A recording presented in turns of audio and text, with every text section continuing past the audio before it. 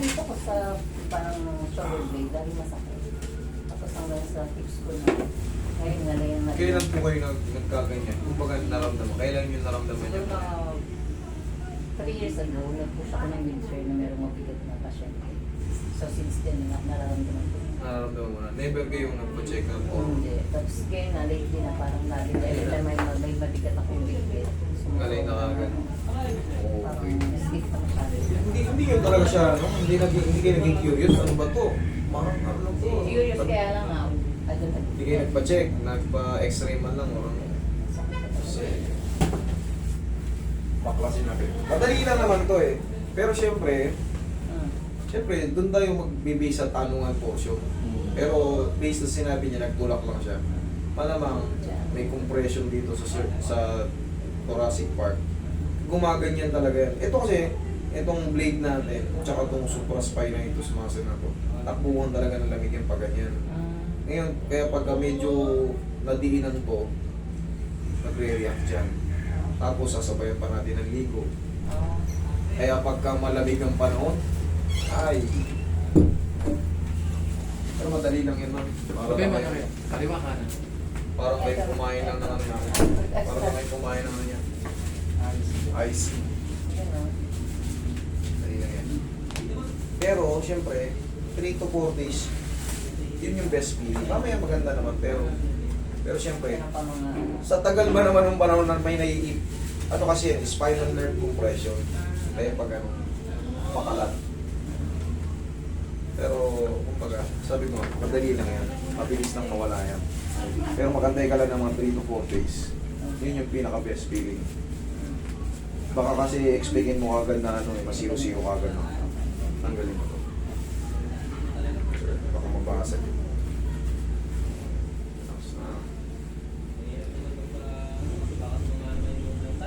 Pero mamaya magana yan tayo. Kaya ako.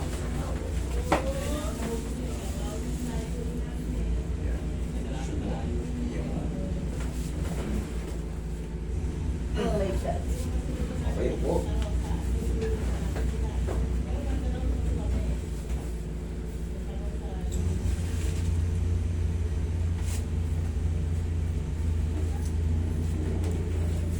Ikaw ang patagilid mo. Yan. Ilan na? Yes. Okay, usok ko konti dito. Baka malaglag ka. Yun. Konti pa. Yan.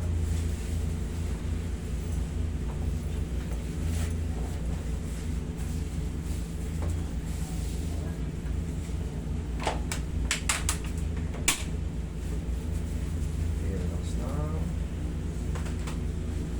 Okay, other side.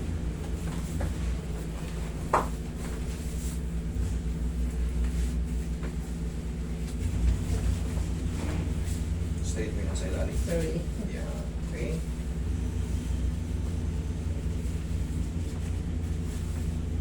Relax na. Okay, taba.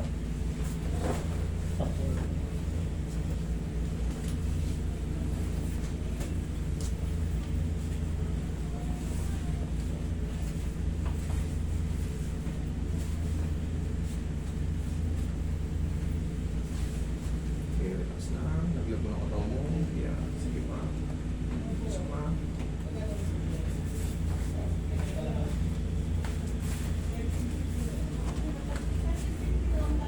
Okay, naglag mo ng katawan mo.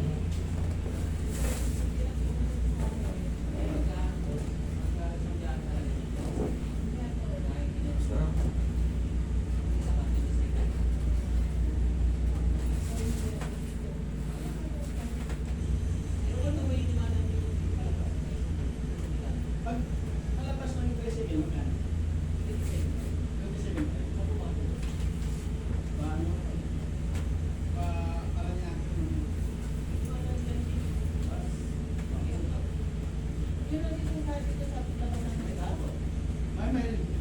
Pahilapos ko galing kasi nung last month galing ako. Yung worries, less yung gastos, ayos na agad. Pag hindi kasi magtugma yung ano, kung saan tayo pupunta, ang dami natin inilaming gamot. Oo. Hindi, nung una bago ko rito sa'yo, nagpunta ako sa may Fairview. Papagalitan. Sige, doon lang. Ah, Kasi mapagalitan tayo, naka-anter naman. Eh, siyempre, nobody's perfect. Kung maghahanap lang din tayo ng mga pagkakataong mas baka may mas magaling. Kung doon, hindi na-calculate na dito, buka natin. Hindi, ayaw. Ayan. Kumbaga, mas marami pang, mas heavy akong hinahawakan na ganito. Mas marami pang severe talaga na. Pero ito sa kanya eh, based on my assessment, ano lang ito eh. Bayad lang po. Kasi yung iba talagang maluktot na, hirap na rin niya. Bull-bull na eh. Nagkakaano pa rin, no? Sa pagkina, sa mga ano rin. Pagka sa middle ka tinamaan, sa ligit-git ng likod, yung nangangalay yung paypay mo, minsan tigil yung hininga nila. Mga lumalapit dito. Ilang buwan ng ganun. Okay, relax lang. Inhale. Exhale. Diyan ka lang muna. Huwag nyo lang itong ililigo. Mamayang gabi, pwede. Maaga pa naman eh. Kung maliligo kayo, gabi. Huwag lang yung pag-uwi. Baka galing pa kayo sa biyahe eh. Alisin nyo muna yung jet lag nyo. Baka i-relax nyo muna. Bawiin nyo muna yung oras na yung tulog kasi pag magkaibang ano, yung tinatawag na jet lag. Tapos na ako. Meron pa ma'am. Ay, meron pa. Finishing touch. Ako yung finishing touch. Sino yung umano sa inyo eh.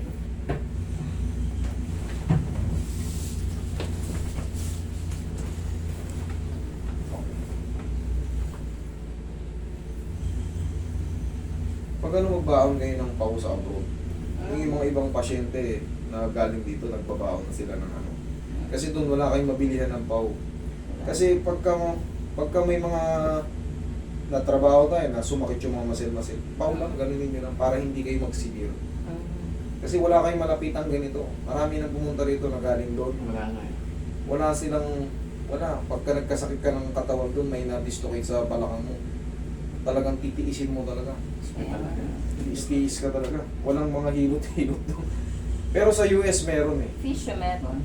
Ayan, mga pisyo, tsaga ka lang muna kahit sa mabagal na ano. Yun talagang totoo. Bagal na ano, improvement.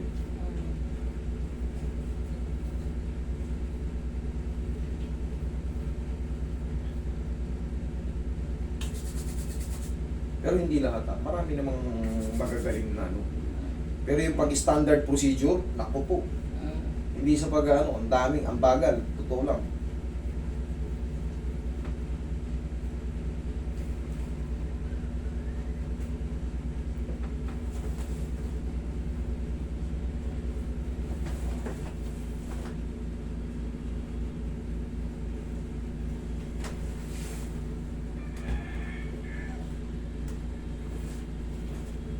Oh. Inhale, exhale. Obserbahan mo ngayon yung likod mo. Tapos, mas best feeling yan. Once na nakasingaw na yung ano, kasi sa tulong ng traction tsaka yung mga cracking na yan. Diyan marirelease yung mga compression ng mga spinal nerves. Kasi pag pumupwersa tayo, siyempre, napipiga yung mga ano natin. Yan. Okay. You know better. I know. Kasi kung sa hospital nito si ma'am, so yung mga nagiging problema natin kasi pagka pumupwersa tayo, Ano siya? itong mga Masyado na siyang antidosis used, no? natin, yes, kukompress para traction, decompress So, siya. nag-ano na siya. Tapos, kumbaga ma'am, siyempre, darating ang panahon na alis ulit kayo. Pag-aralan niyo yung mga ganitong movement, yan lang, tutunog yan para yung mga facet joint, yung mga capsule joint, maging healthy siya. Kasi required yan talaga na may mga movement tayo ng mga ano. Okay? Salamat. Salamat. Mamaya